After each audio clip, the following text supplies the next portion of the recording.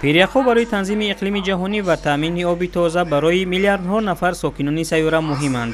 ҳамзамон обшавии пиряхҳо ба кӯдакон таъсири зиёд доранд.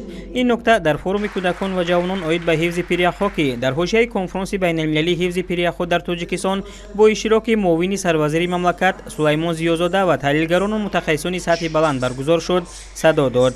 коршиносони соҳа зимни баромадҳо иброз доштанд ки обшавӣ бо суръати пиряхҳо боиси обхезӣ, харобшавии системаҳои об ва инфраструктури санитарӣ мегардад. бо мурури замон камшавии пиряхҳо ба норасоии шадиди об оварда рақобатро барои захираҳо афзоиш медиҳад.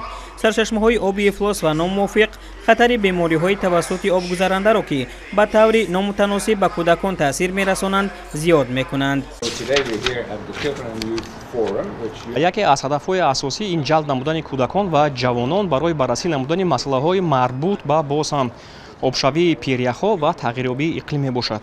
хуб, чуноне ки шумо медонед, кӯдакон ва ҷавонон дар ҳаллу фасли ин масъалаҳо то имрӯз як саҳми начандон зиёде гузоштаанд, вале бо вуҷуди ин мо мехостем сараввал овози онҳоро шунавем, то оне ки ҳангоми гирифтани тасмимҳои марбута манфиатҳои онҳоро ба инобат гирифта тавонем.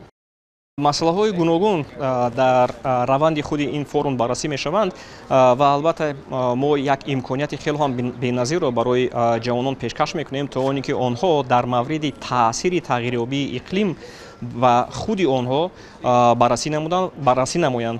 мавзӯи дигар ин он аст ки чӣ гуна ҳар як тарафи манфиатдор метавонад чораҳои гуногунро татбиқ созад ҷиҳати коҳиш додани таъсири манфии тағйирёбии иқлим бари ҳар яке аз онҳо.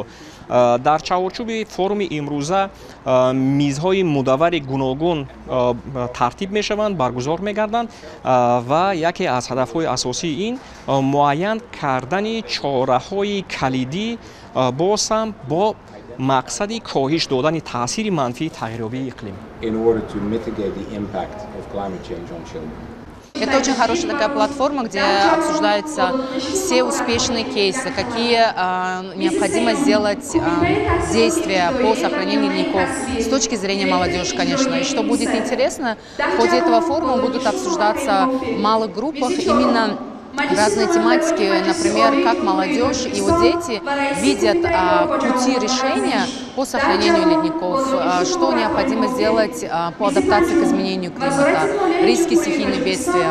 И очень важно учитывать мнение детей и молодежи, потому что они абсолютно по-другому думают и абсолютно видят эти проблемы. И больше все-таки у них есть видение, как можно решить с точки зрения детей и с точки зрения молодежи. тавре дар ҳамоиш таъкид шуд, форуми кӯдакон ва ҷавонон оид ба ҳифзи пиряхҳо ҳамчун як платформаи муҳим барои ҷалби ҷавонон ба масъалаҳои муҳими ҳифзи пиряхҳо хидмат хоҳад кард. ҳадафи форум муттаҳид сохтани ҷавонон аз Тоҷикистон ва берун аз он бо истифода аз технологияи моҳвораӣ барои пайваст кардани иштирокчиён аз саросари ҷаҳон ва фароҳам овардани имкони мубодилаи ғояҳо ва роҳҳои ҳал оид ба ҳифзи пиряхҳо арзёбӣ шуд. Нам интересны вопросы климата. Таджикистан лидирует в этом направлении. Я недавно в Брюсселе была на просмотре фильма, который организовало посольство Таджикистана в Брюсселе совместно с ЮНЕСКО. Сейчас мы в Таджикистане на форуме по ледникам. Безусловно, это волнует всех нас в мире, в Европе.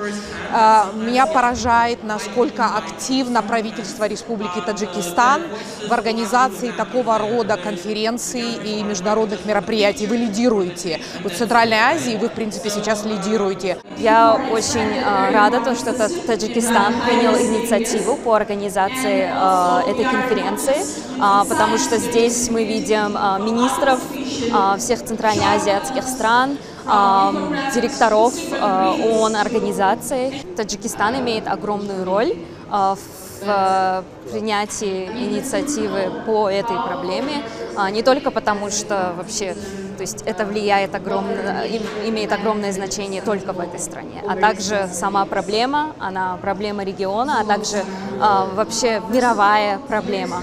То есть климат — это мировая проблема, а также как бы, вот, приводя все эти разные стороны и стран, и ООН, и вообще создавая вот эту вот возможность обмена. این فروم اهمیت توانمندسازی کودکان را برای اشتراک پرمضمون در مکالمه اقلیم و روندهای قبولی قرارها تاکید میکند. فروم به افزایش مبلغ‌گذاری اقلیم برای کودکان دعوت نموده آنها را به مسئولیت شناسی و نقش پیشبر در تشکل آینده استوار الهام خواهد بخشید.